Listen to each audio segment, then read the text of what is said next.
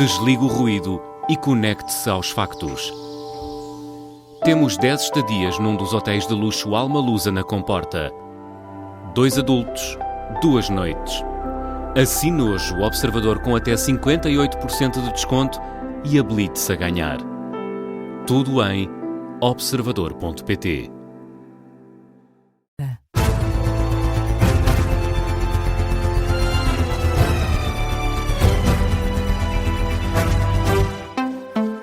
Boa noite, eu sou o Martim Madeira, é 1 da manhã, hora de atualizar toda a informação na Rádio Observador. Começamos com a atualidade internacional, destaque para as eleições na Hungria.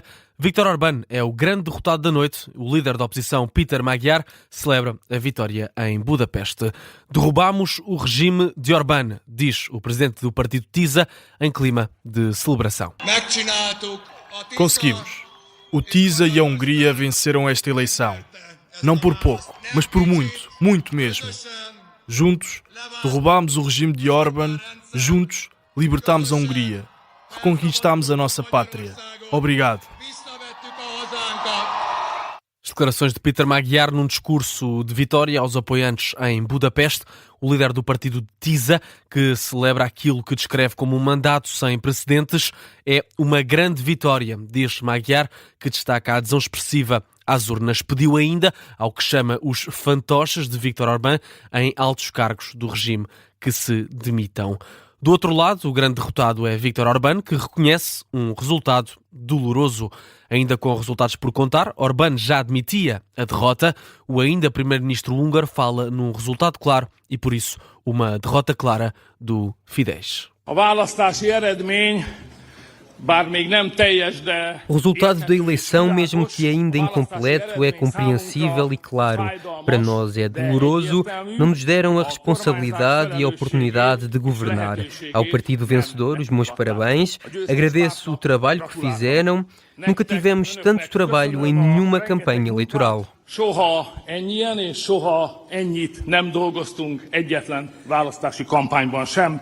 Viktor Orbán dá os parabéns à oposição de Magyar e promete continuar a servir o país.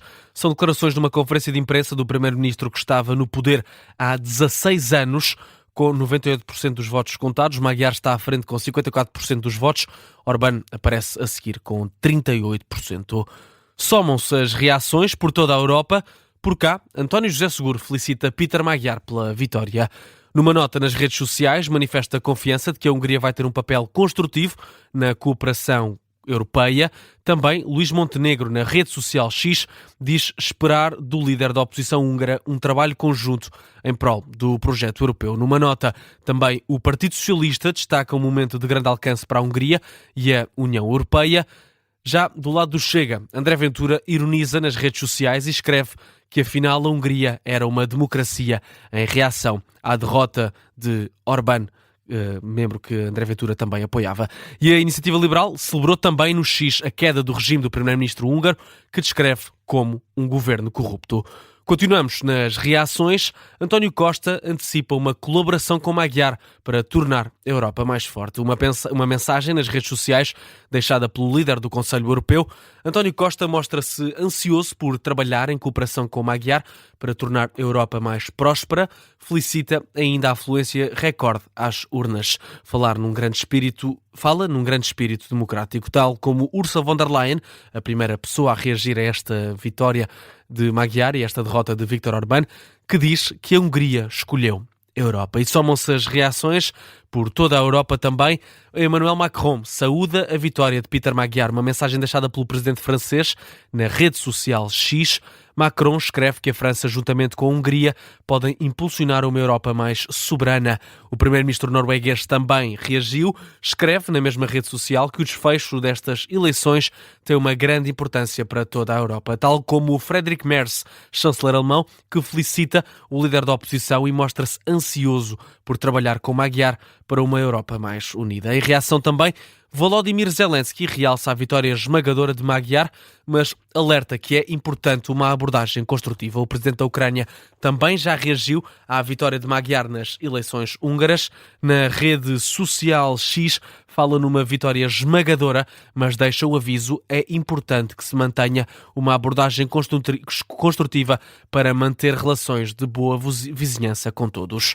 Ainda sobre as eleições na Hungria, a editora internacional do Observador, Kátia Bruno, faz a análise à vitória de Magyar e à derrota de Orbán. Diz que é um alívio para Bruxelas. É certamente o resultado que a Europa preferia, isso sem dúvida.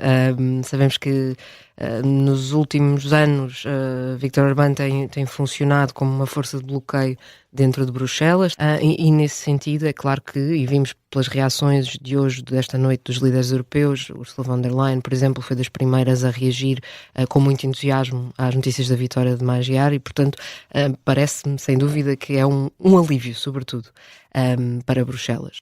Kátia Bruno explica ainda que o novo primeiro-ministro húngaro, Péter Magyar, ainda é desconhecido e deixa também uma questão.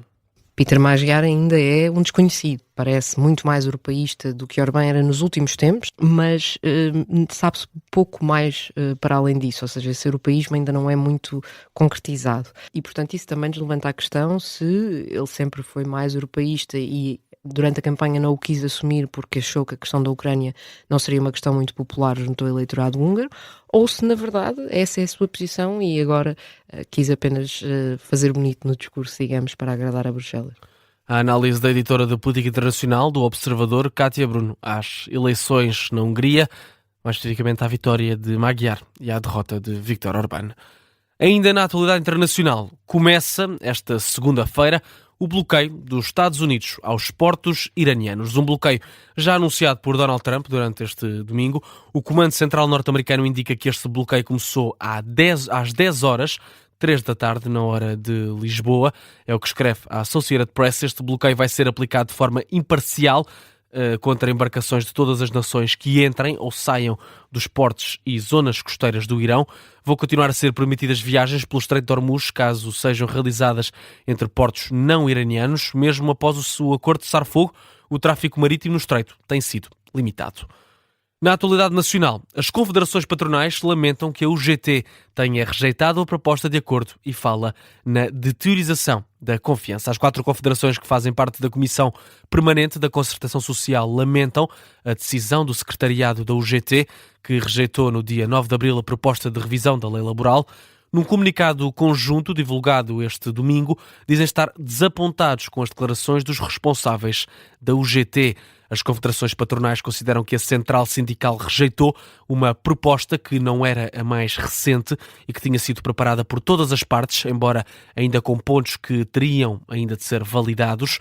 Além disso, escrevem também que na tomada de posição pública a UGT ignorou deliberadamente os avanços e pretendeu reabrir à discussão pontos que já se encontravam fechados. O Governo convocou o UGT e as 4 confederações patronais para outra reunião esta segunda-feira.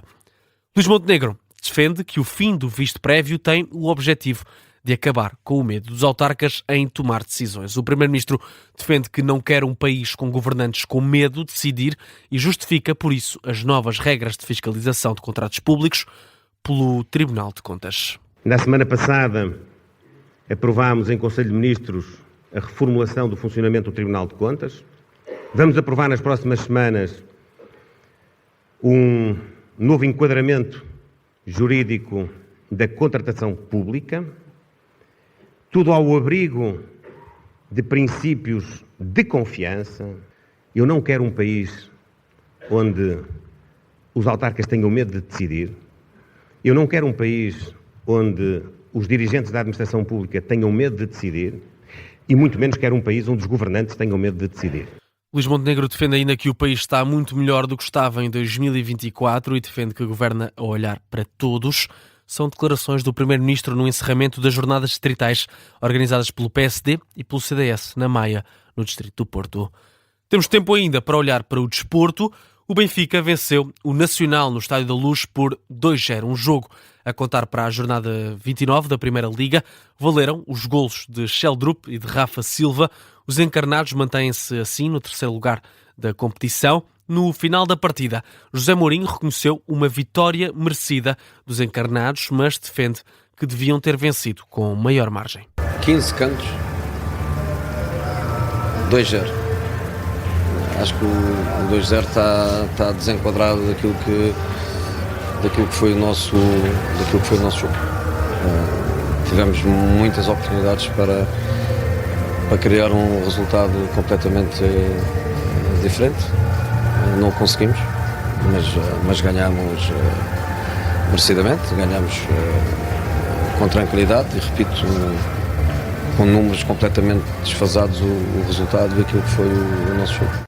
As declarações de José Mourinho à BTV na análise à vitória por 2-0 frente ao Nacional no Estádio da Luz. O Benfica mantém-se no terceiro lugar, é 2 pontos do Sporting, que ainda tem menos um jogo, portanto são 2 pontos à condição. Ainda durante esta noite de domingo, o Futebol Clube do Porto também jogou e venceu o Estoril Praia por 3-1. Um jogo também a contar para a 29ª jornada da Primeira Liga.